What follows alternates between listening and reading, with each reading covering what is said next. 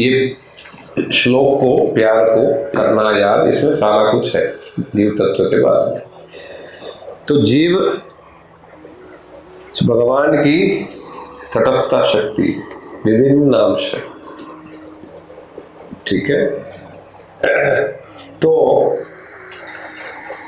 जीव के भीतर भी थोड़ी सी स्वतंत्रता है, जैसे भगवान में है, थोड़ी सी है, जिसका दुष्प्रयोग करते हुए वो भगवान को छोड़ देता, भूल जाता, जो हमने अभी सुना। और छोटा होने के कारण, भूलने के कारण वो बार बार माया के वश होने योग्य हो जाता है। तो इसलिए जीव और भगवान में बहुत भेद है। तो ये सारा कुछ तत्व हमने श्रवण किया, जीव कौन है, क्या है, इत्यादि सब, ठीक है। ये जीव भी हमने सुना कि दो प्रकार का है, एक है मुक्त और दूसरा है बद्ध, ठीक है। तो यहां पर पहले जो जीव बद्ध है, तो वो बद्ध जीव के बारे में हम लोग पहले सुनते हैं। ये दशमूल का 6 नंबर श्लोक है और ये बहुत ही सुंदर श्लोक है। ये श्लोक को भी याद किया जा सकता है, ठीक है, जिसमें स्वतंत्र ठाकुर जी बद्ध जीव के बारे में कह रहे हैं, ठीक है। जीव माया में बंद क्यों गया, ये एक बहुत बड़ा प्रश्न है, बहुत बड़ा प्रश्न। तो हमने पिछले बार भी श्रवण किया कि भगवान को भूलने के कारण किया, तो भूलने के कारण माया में बंध गया, छोटा होने के कारण, दुर्बल होने के कारण बंध गया। और ये भी श्रवण किया कि तटस्थ में रहने के कारण उसके पास दो विकल्प है, एक है चित जगत, एक है मायिक जगत। वो दोनों में से कहीं भी जा सकता है। तो वो दुर्बल होने के कारण, वो गलत चीज को चुनने के कारण यहां आ गए। तो इन सब प्रश्नों के पीछे तो मतलब पहले तो ये प्रश्न क्यों, इन प्रश्नों के पीछे कारण है। लोग ये कहते हैं या मानते हैं, सारे मतलब प्रचलित मत है, भगवान ने हमें संसार में धकेल दिया और खुद बैठे बैठे मजा लेते।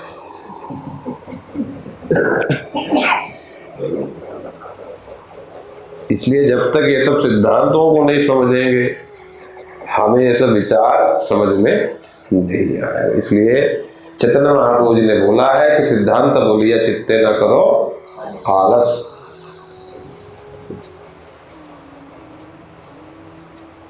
अतः आलस से मत खाओ, ध्यान से सुनो और चीजों को समझो। ये बहुत ही मुख्य चीज है। यदि ये पता ही नहीं कि मैं कौन हूं, कहाँ खड़ा हूं तो किस लिए, इसे कहते हैं स्पिरिचुअल जीपीएस। स्पिरिचुअल जीपीएस क्या है, मैं कौन हूं यही नहीं पता है कि नहीं, कहाँ हूं ये भी नहीं पता, क्यों हूं ये भी नहीं पता। यदि पता ही नहीं तो क्यों है, कर क्या रहे हैं, बोल क्या रहे हैं, फिर जो हम बोल रहे हैं उसकी कोई वैल्यू है? फिर कोई वैल्यू नहीं, उन बातों का कोई मूल्य नहीं है कि हमें खुद ही नहीं पता मैं कौन हूं, क्या हूं, क्या बोल रहा हूं, और मैं जो कुछ भी बोलूं वो तो क्या हुआ, प्रलाप हुआ, इसके अलावा कुछ नहीं। तो इसलिए ये जानना जरूरी है। इसलिए ये दशमूल शिक्षा, इसमें कह रहे कि स्वरूपार्थहीना निज सुख परान। कृष्ण, एक एक शब्द इसमें रत्न जैसा है, मतलब याद करने योग्य। स्वरूपार्थहीना निज सुख परान कृष्ण विमुखान प्रेर माया दंड्यान गुण निगट जालै कलयति तथा स्थूले लिंगे द्विविधा वर्णे क्लेश निकरे महाकर्मालने नयति पतितान स्वर्ग निर्यौ। ये भगवान को भूले हुए जो लेट आते हैं उनको महाभंडारा देने पड़ेंगे, सारे वैष्णवों को महाप्रसाद खिलाने पड़ेंगे।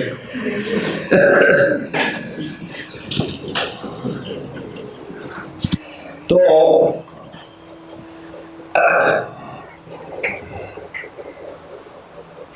यहां पर संसार में पतित जीवों की दुर्दशा बताई गई।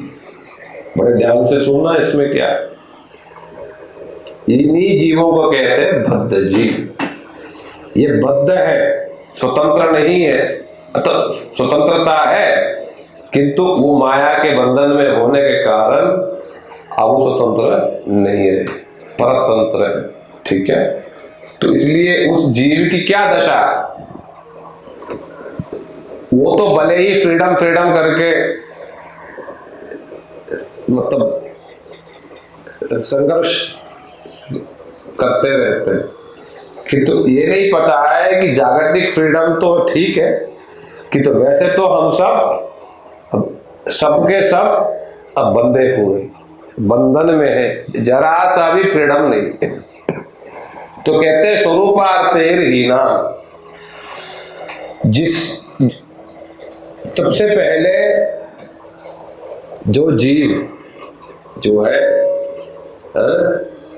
जो इस संसार की ओर यात्रा करने लगा,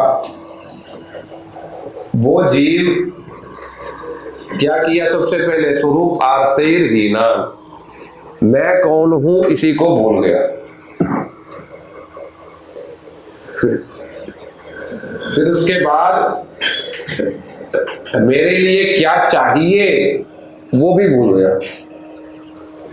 ठीक है, निज सुख परान, सेवोन्मुखता को त्याग के, कृष्ण सेवोन्मुखता को त्याग के विषयों के प्रति भोगोन्मुख हो गया। अर्थात इसका दूसरा मतलब ये है कि यदि देखता है कि सब कुछ ही भगवान कृष्ण ने बनाया, सबके मालिक श्री कृष्ण है और बाकी सब हम उनके सेवक हैं, किंतु जो दुष्ट है या माया की तरफ जिसने देखा, वो ये कहता है मैं क्यों मानूं कि कृष्ण भगवान है, मैं भी भगवान हूं, मैं भी विषयों का स्वामी बनना चाहता हूं।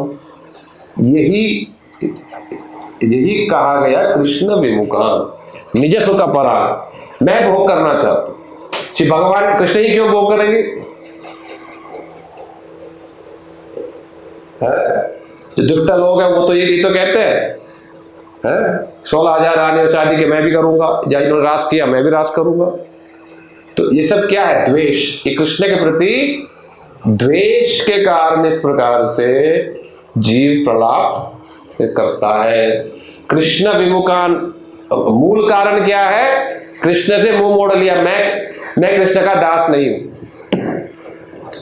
कृष्ण भगवान है तो मैं भी भगवान। यही बीमारी का जड़ है, इसे कहते हैं भोगोन्मुखता। और जिस समय वो कृष्ण को मानने लगेगा, कृष्ण का दास के रूप में मानेगा, तब वो क्या बनेगा? सेवोन्मुख बनेगा, सेवक बनेगा। यही डिफरेंस। तो इसीलिए तो तब जब वो कृष्ण को नहीं मानता, कृष्ण से विमुख है और निज सुख के लिए यानी भोग के लिए चाहता है मैं स्वामी बनूं, अपने स्वरूप को भूल जाता है, उस दुष्ट व्यक्ति को सुधारने के लिए माया देवी को भगवान ने नियुक्त किया है, तुम ये दुष्ट व्यक्तियों को ठीक करो। तो इसलिए क्या कह रहे हैं? हाँ,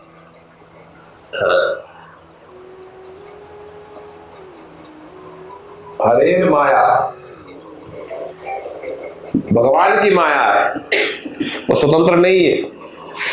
तो भगवान जैसा कहते हैं वैसा काम करती है। और वो क्या करती है, ये विमुख जीवों को वो दंड देती। तो इसलिए हम इस संसार में है तो क्या है, सब कुछ दंड ही है। गर्मी का समय है, बारिश हो गई, ठंड हो गई, जुकाम हो गई, बुखार हो गया, क्या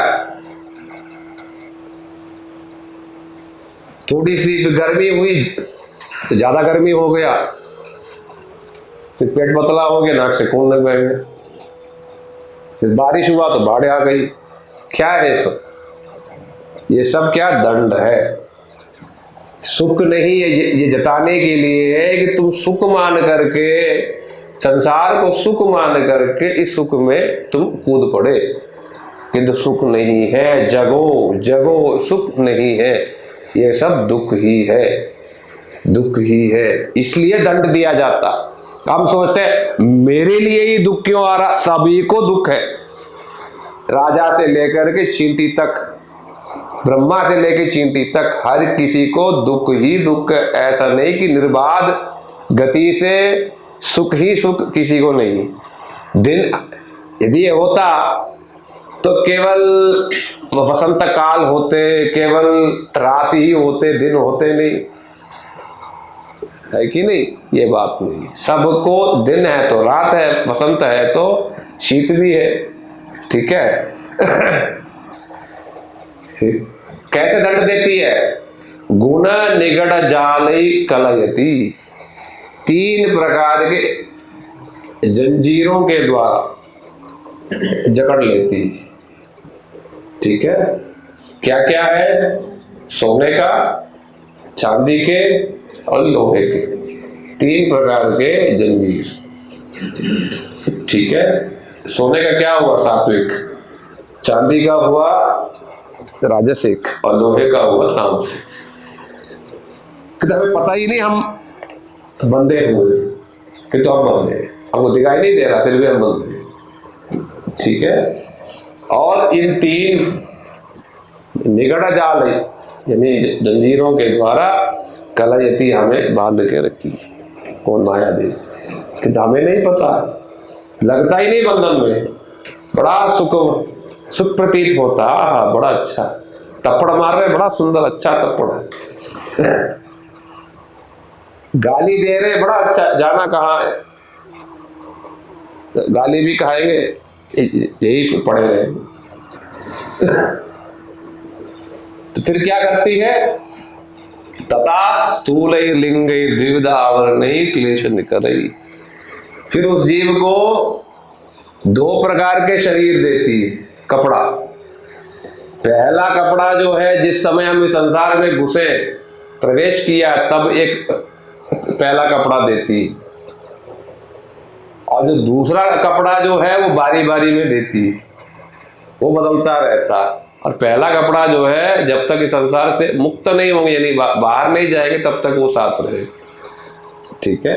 और दूसरा कपड़ा वो बदलता रहेगा, वो तरह तरह से, कभी स्त्री, कभी पुरुष, कभी मनुष्य, कभी देवता, कभी पशु, कभी पक्षी, कभी दरिद्र, कभी धनी, कभी राजा, कभी प्रजा, कभी पापी, सब प्रकार के शरीर को पाके वो क्या है,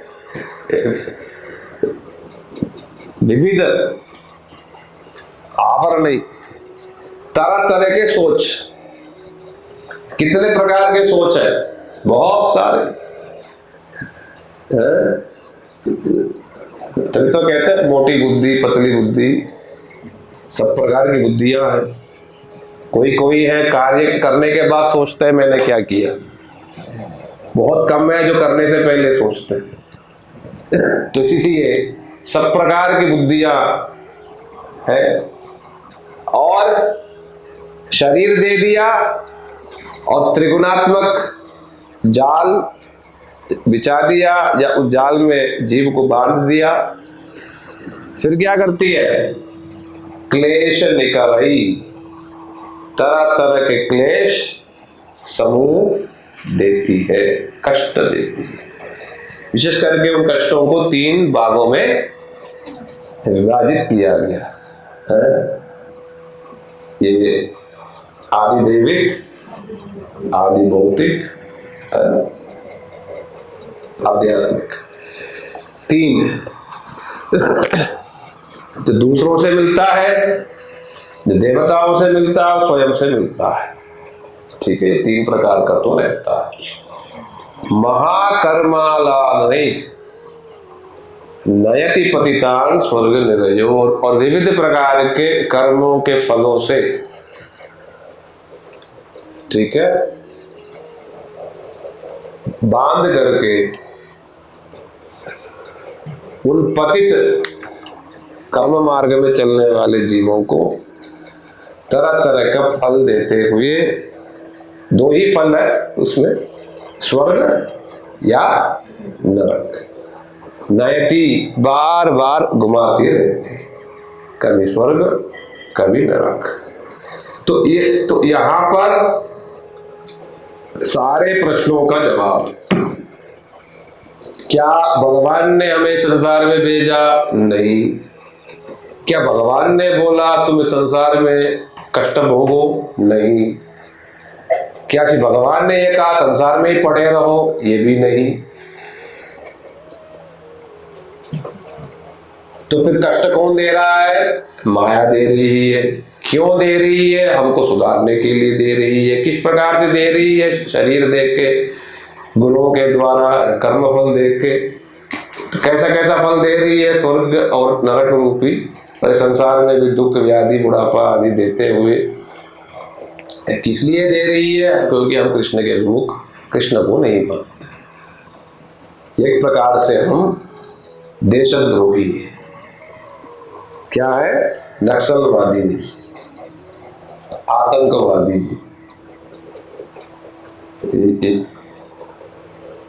यही तो है। तो विचार करके देखो, क्या यही है?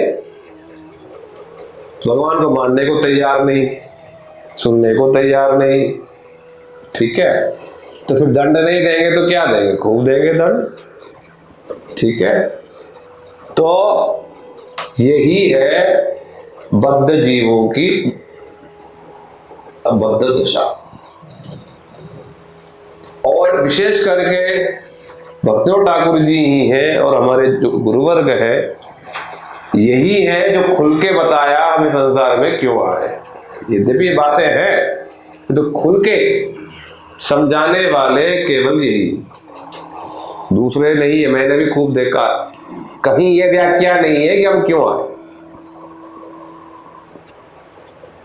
क्यों आए, खुल के ये व्याख्या नहीं है। थोड़ा बहुत है ये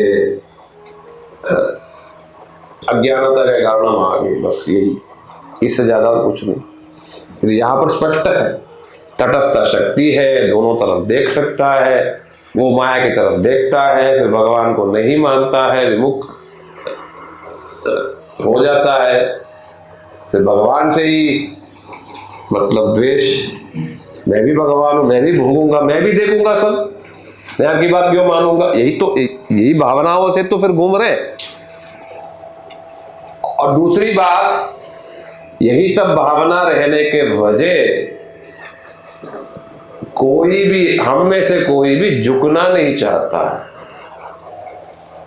समर्पित इसलिए नहीं होना चाहता क्योंकि हम में ये भाव है जो मैंने बताया अभी, ये हमें बैठने नहीं देता, झुकने नहीं देता, सुनने समझने हमें नहीं देता। तो इसलिए ये बात, ये समझने योग्य चीज है।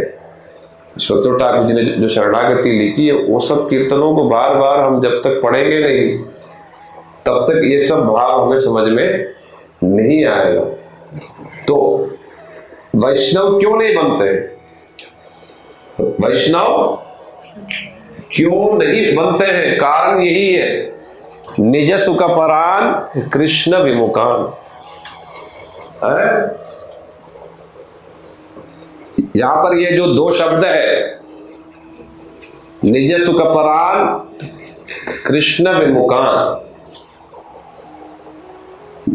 यही हमारे समस्त कष्टों का कारण।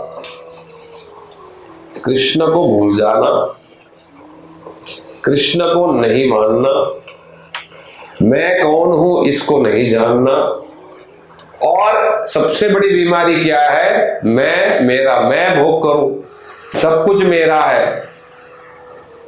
यही बीमारियों के चलते हम इस माया नगरी में बैठे हैं। और हम क्या कर रहे हैं, हम वो सुख का खोज कर रहे हैं, आनंद का नहीं। आनंद और सुख में भेद है। वैष्णव क्यों नहीं बनते इसमें? वैष्णव क्यों नहीं बनते? हाँ, ये दो कारणों से।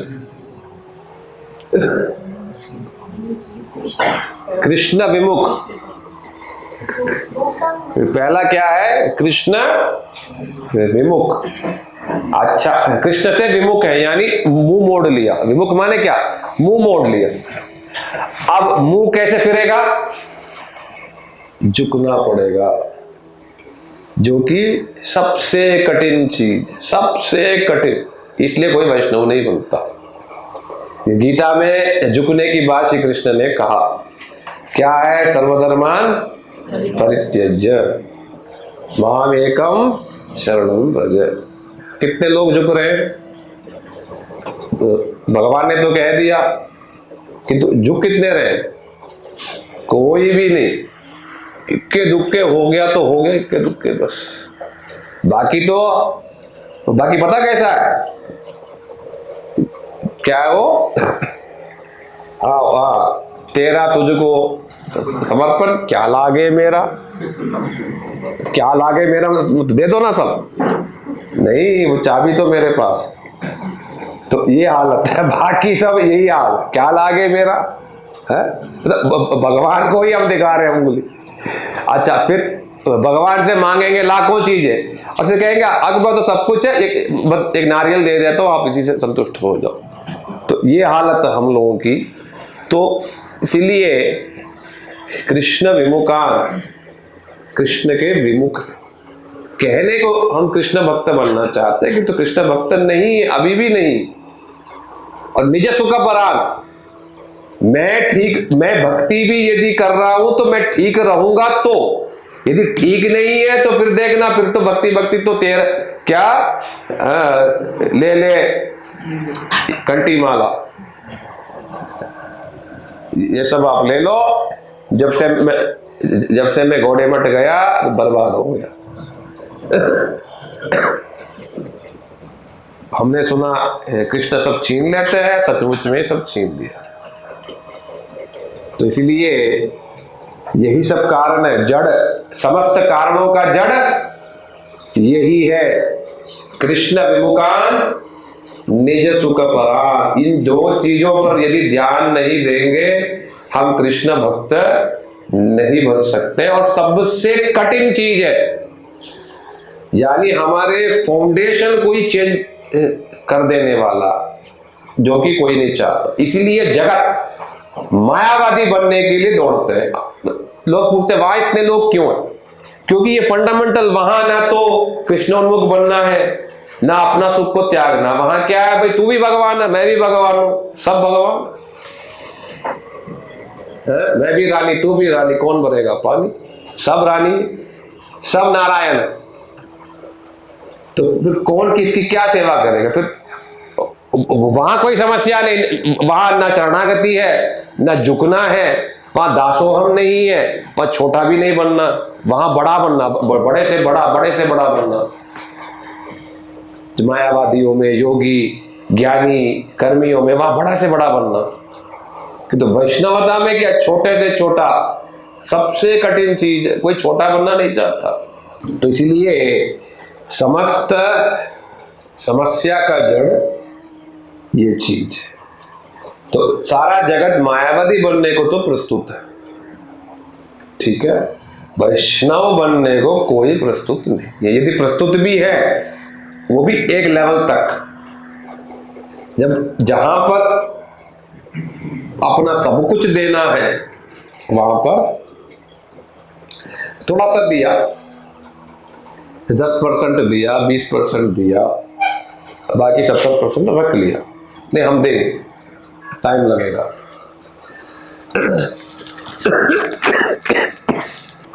ये वजह है कि वैष्णव, सचमुच में वैष्णव हम नहीं बन पाते। यदि वैष्णव बनना है, ये दोनों चीजों को हमें ठीक करना पड़ेगा। क्या है? तीनों ही चीजों को, ये दोनों होगा तो ये भी होगा, ये होगा तो ये दोनों हो जाएगा। जब हम समझेंगे मैं कौन हूं, कृष्ण का दास, जीवेर स्वरूप होए, ठीक है। जब मैं कृष्ण का दास हूं तब तो मैं कृष्णोन्मुख बनूंगा, तभी मैं कृष्ण के प्रति मैं अपना मुंह मोड़ूंगा। यदि मैं समझूंगा ही नहीं मैं उनका दास हूं, फिर क्यों मैं कृष्ण को मानूंगा? फिर मैं कृष्ण को नहीं मानूंगा। इसलिए पहले समझना है मैं कौन हूं। मैं कृष्ण का दास हूं, शरीर नहीं हूं, मन नहीं हूं, स्त्री पुरुष आदि पशु पक्षी आदि भेद नहीं हूं। मैं जीवात्मा हूं। मेरा स्वरूप ही क्या है? दासत्व है, सेवा है, सेवा ही मेरा स्वरूप है। तो इसलिए ये स्वरूप का ज्ञान होगा तब वो क्या बनेगा? तब वो कृष्ण के विमुख नहीं, कृष्ण के ये उन्मुख बनेगा, उन्मुख बनेगा, अर्थात कृष्ण को मानेगा। अब जब कृष्ण को मानेगा तब मैं ही फिर भगवान हूं और सब कुछ मेरे लिए है, ये विचार भी क्या होगा? फिर धीरे धीरे परिवर्तन होने लग जाए। तब वो निज सुख परान, निजी स्वार्थ को छोड़ के कृष्ण सुख परान, कृष्ण के सेवोन्मुख बन जाएगा। अब तो कृष्ण जो चाहते हैं उस चीज को देने में वो सक्षम, या सेवा करने में सक्षम बन जाएगा, हो जाएगा। तो इसलिए जहां पर जो है ये बात कही गई है, यही शास्त्रों में भी फिर बताया गया कि अतः श्री कृष्ण नामादि न भवेत् ग्राह्याम इंद्रिय सेवोन्मुखे ही जिह्वादो स्वयं एव स्फुरत्यता। जब तक हम कृष्ण के प्रति सेवोन्मुख नहीं बन नहीं जाते हैं तब तक कृष्ण कृष्ण का नाम, उनकी महिमा, स्फूर्ति प्राप्त नहीं होते हैं। तो इसलिए ये कृष्णोन्मुख या सेवोन्मुख एक ही बात, तो हमें सेवोन्मुख बनना पड़ेगा। जब तक स्वार्थ मैं सुखी रहूं इसके पीछे लगे हुए हैं तब तक हम सेवोन्मुख नहीं बन सकेंगे। कृष्ण कैसे सुखी रहे, कृष्ण को कैसे सुख मिलेगा, जिसके लिए हमने प्रयास किया तो ही जाकर के जो है कृष्णोन्मुखता की प्राप्ति होगी, नहीं तो नहीं होगा। ये सबसे कठिन वस्तु है। यदि कोई साधक इस विषय को पकड़ लेता है, समझ लेता है, फिर तो भक्ति में झट करके या जल्दी जल्दी करके बढ़ सकता है। यदि नहीं पकड़ा फिर तो समझ ही नहीं आए, समझ ही नहीं आए, चाहे वो 100 साल भी रह ले मठ में फिर भी, या बाहर, फिर भी नहीं समझ आए। तो इसलिए ये दशमूल की शिक्षा बहुत ही ये जरूरी है, इसके बिना काम नहीं बनेगा। एक मिनट,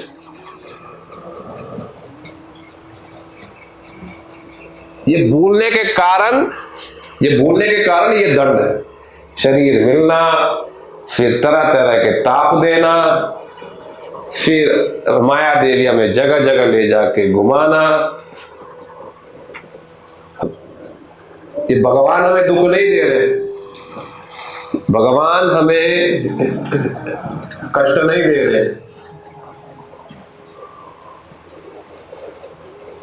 कौन दे रहा हमें कष्ट? माया तो दे रही है, किंतु हाँ, किंतु क्या है, महाकर्माला नहीं, स्वयं जो किया है उसी का ही फल हमको दिया जा रहा। इसलिए इस सिद्धांत को समझो, स्वयं समझो और दूसरों को समझाओ। इसलिए भगवान के प्रति नाराजगी नहीं। लोग तो ऐसे होते, कुछ हो गया एकदम से ठाकुर जी को फेंक दिया, पटक दिया, चिल्लाया, रोया, गुस्सा दिखाया, या ये भी कहते मैंने तो मांगा और भगवान ने दिया ही नहीं, मैंने खूब मांगा, दे दे, वही चीज दे दे। ये सब कुछ क्या है, भोग प्रवृत्ति। कारण को नहीं समझने के कारण हम फंसे हुए।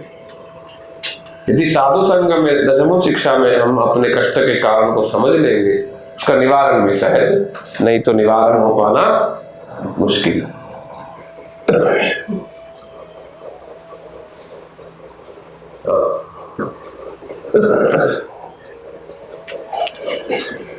ये तो वो है, विभिन्न तत्व को लेकर के गीता में श्री भगवान ने फिर बताया कि भूमिरापनो वायु कम मनो बुद्धि रेव च अहंकार में भिन्ना प्रकृति अष्टदा। ये जड़ प्रकृति है ना, किति जल पावन गगन समीर, और उसके बाद मन बुद्धि और अहंकार, 8 प्रकार की प्रकृति,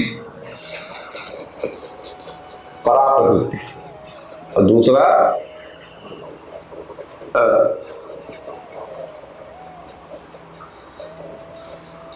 अपरा प्रकृति, और दूसरा परा प्रकृति। अपरेयम तुल्यतस्तन्याम प्रकृतिम विद्धि में पराम जीवभूता महाभागो ये दम धार्यते जगत। और जो दूसरी जो प्रकृति है वो इस जड़ प्रकृति से श्रेष्ठ है, जिसके द्वारा ये संसार को धारण किया जाता है, यानी चलाया जाता है। हाँ, इसके बाद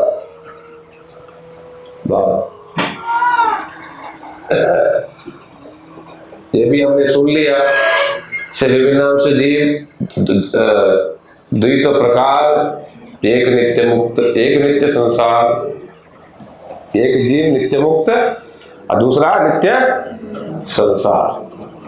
तो यहां पर नित्य संसार का क्या मतलब है, तो जैव धर्म में इसकी व्याख्या दिया गया। तो कॉन्सेप्ट को समझो, ये जो टाइम है, जो काल है, काल जब इस संसार के भीतर घूमता है तब वो काल जो है 3 भागों में विभाजित है। वो काल 3 भागों में विभाजित क्या है, भूत, भविष्य और वर्तमान। किंतु वही काल जब माया के क्षेत्र से बाहर अपना प्रभाव विस्तार करता है तो वहां पर काल का विभाजन ही नहीं, वहां पर क्या सदाकाली क्या है, वर्तमान काल। तो वहां पर जीवों के गठन होने के कारण नित्य कहा गया, ठीक है। जो नित्य मुक्त है, नित्य मुक्त नित्य कृष्ण चरणे उन्मुख, जो नित्य मुक्त है वो सदा ही कृष्ण को मानते हैं। नित्य मुक्त का यही लक्षण है, बहुत बड़ा रॉकेट साइंस नहीं है। जो नित्य सिद्ध है वो क्या है, जन्म से ही कृष्ण भक्त है, उनको कृष्ण भक्त बनना नहीं पड़ा, स्वाभाविक है। और जो साधन सिद्ध है उन्होंने मेहनत किया और प्राप्त कर लिया, और बाकी सब कोई प्रयास करने लग रहा है और कोई प्रयास ही नहीं कर रहा, ठीक है। तो इसलिए नित्य मुक्त कौन है, जो सदा ही कृष्ण को मानता, बस सिंपल सी है। कृष्ण को माना तो माया के चुंगल से बाहर, कृष्ण को नहीं माना तो भगवान भी कहते हैं ठीक है मत मानो, जबरदस्ती नहीं करते, जबरदस्ती नहीं, जबरदस्ती करनी होती तो बताओ इतने जन्मों तक फिर घूमते हम, एक ही बार में जरावन आदि या दूसरे लोगों की तरह गला काट करके ब्रह्म ज्योति में टांग देते, लटकते रहो।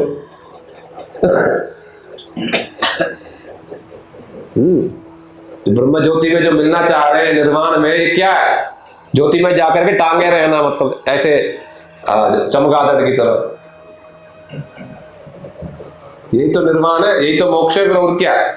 तो भगवान चाहते तो सबको भेज देते, किंतु भगवान ने जबरदस्ती नहीं किया, क्योंकि प्रेम जबरदस्ती चीज नहीं, किंतु वो जीव अपने कर्म के फलस्वरूप उस दुख को भोगते भोगते स्वाभाविक उस सुख के लिए ढूंढता है। जब सुख के लिए ढूंढता है, ढूंढते ढूंढते उसको समझ आता है कि कृष्ण से ही वो सुख की प्राप्ति संभव है। ठीक है, तो इसलिए नित्य मुक्त और पार्षद एक ही होता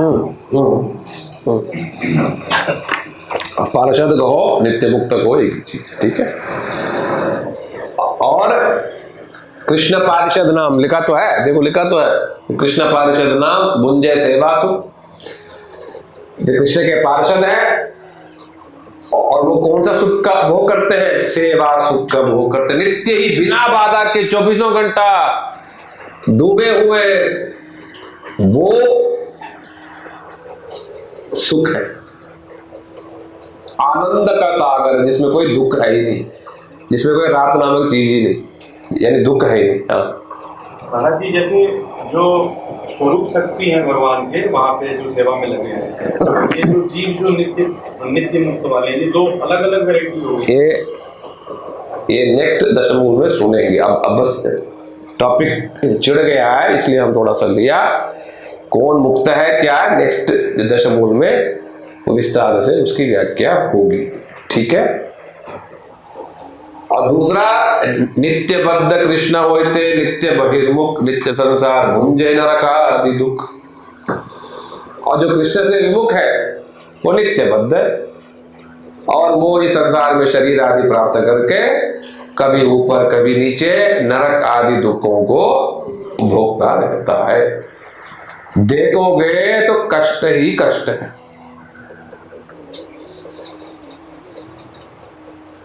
कोई ऐसा कह ही नहीं सकता है कि संसार में हम सुखी हैं, कोई भी नहीं, राजा से राजा, धनी से धनी, यदि सब कुछ है, भागवतम में दिखाया चित्रकेतु और महाराज जी के प्रसंग में सब कुछ है, यहां तक भी करोड़ों पत्नियां हैं, हर चीज है जो साधारण लोगों के लिए संभव नहीं है, तो भी भगवान ने सब दे के भी एक चीज नहीं दिया, संतान नहीं दी। बस दिन रात, अरे भाई तुम्हारे पास इतनी चीजें हैं, नहीं, मन जाता ही नहीं उसके प्रति, जो नहीं है उसी के पीछे जाता। मानो मेरे पास 2 गाड़ी है या घर है, वहां नहीं जाएगा, वो तीसरे का यदि वो पहाड़ में बनाया वो सुंदर रिसोर्ट जैसी, यदि अरे हमारे पास तो है नहीं वो, तो जो नहीं है उसी के पीछे जाए। तो इसलिए इस संसार में ऐसा कोई नहीं है जिसके पास सब कुछ है। ये जो कमी जो है ये सबके पास। नेक्स्ट वन,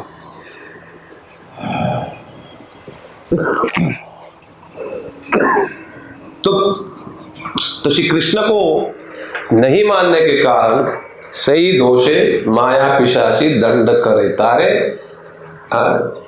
आध्यात्मिकादि तापत्रे तारे जारी मारे।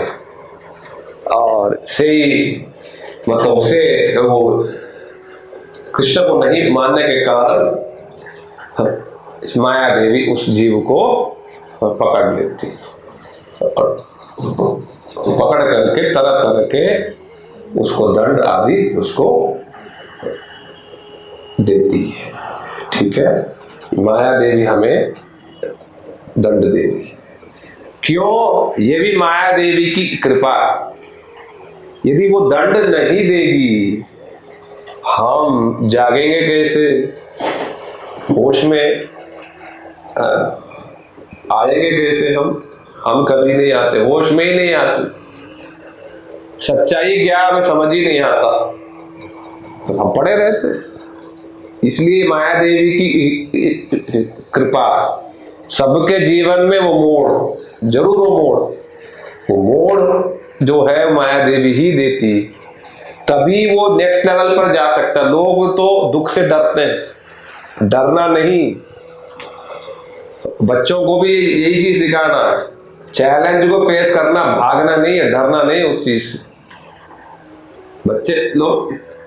बच्चे क्या, सभी बड़े भी सेंसिटिव, हर चीज की सेंसिटिविटी, सहन करने की क्षमता ही नहीं रहेगी,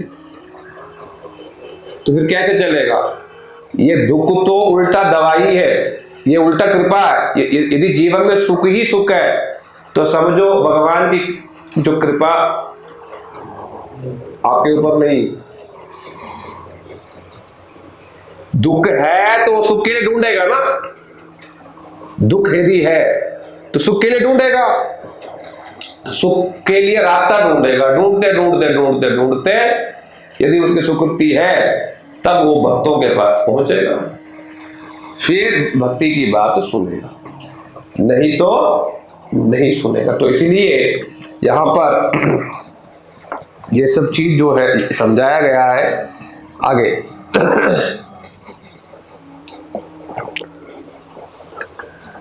अच्छा, ये बद्ध जीव भी फिर 5 प्रकार का बंधन है। ये बंधन भी माया देवी देखो 5 प्रकार से बांध देती है। क्या क्या है? आच्छादित चेतन, संकुचित चेतन, मुकुलित चेतन, विकसित चेतन, पूर्ण विकसित चेतन। तो 5 प्रकार के चेतनता का प्रकाश, या कह लो कितना एक शरीर में व्यक्ति बंधा हुआ है, ये उसका विकास। आच्छादित चेतन मतलब कुछ सुध बुध नहीं, यहां तक भी शरीर में भी यदि कुछ किया जाए तो भी कोई समझ नहीं। ठीक है, वो संकुचित चेतन, ये चेतन जो है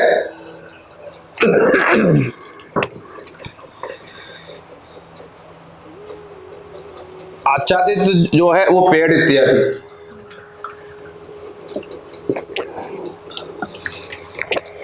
संकुचित मतलब थोड़ा सा अभी प्रकाशित है किंतु अभी पूर्ण प्रकाश नहीं, इसलिए वो क्या है? संकुचित। ये पशु पक्षी आदि सब। फिर उसके बाद मुकुलित, यहां से शुरू होता है मनुष्यों का। ठीक है, जो व्यक्ति धार्मिक है, समझता है, वो मुकुलित चेतन।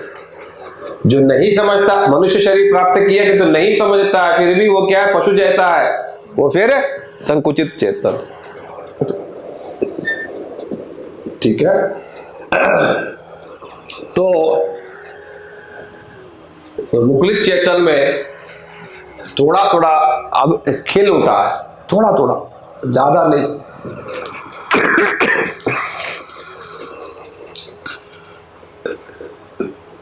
चौथा है विकसित चेतन। ये वो जीव है, वो पूर्ण रूप से जग गया है, वो समझ गया कौन है क्या है। और पूर्ण विकसित चेतन, ये वो महात्मा जो अब शरीर और मन के बंधन से मुक्त है, जो मुक्त है वो पूर्ण विकसित चेतन और पूर्ण रूप से जग गया। ठीक है, तो तभी सुबह सुबह भक्तों ठाकुर जी कीर्तन में लिखते हैं, जीव जागो गौरा चंदा बोले, हे जीव आप जग जाओ। जो पूर्ण रूप से जग गया है वो कौन है? पूर्ण विकसित क्षेत्र। अब जो नहीं जगा है वो बाकी सब आच्छादित चेतन, संकुचित चेतन, मुकुलित चेतन, जो अभी जगा नहीं या थोड़ा थोड़ा जगा है। पूरा अब जगने वाला कौन है? ये पूर्ण विकसित क्षेत्र।